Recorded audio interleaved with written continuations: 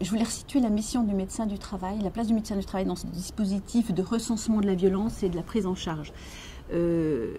L'objectif de la médecine du travail, ce n'est pas une médecine de soins, c'est une médecine de prévention. Donc c'est la prévention de l'atteinte physique ou psychique, de l'atteinte de la santé physique ou psychique du salarié à l'occasion de son travail.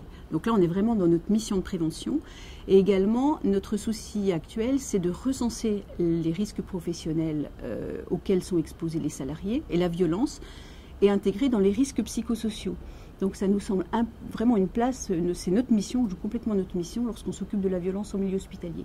L'intérêt de la formation justement des infirmières, de faire des formations dans les écoles ou éventuellement lorsqu'on voit en visite médicale, puisqu'on commence à voir en visite médicale les externes et les internes, c'est justement de les sensibiliser à ce risque professionnel en leur disant la violence, c'est pas un acte banal.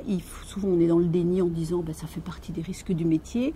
On leur apprend effectivement, on leur donne des définitions, mais on leur apprend aussi à comprendre, à décrypter ce que c'est que la violence, pour effectivement quand c'est un patient qui est éventuellement alcoolisé ou qui a une pathologie, on ne va pas l'intégrer comme une violence qui nous est faite à nous-mêmes, mais comme une violence qui fait partie de la pathologie.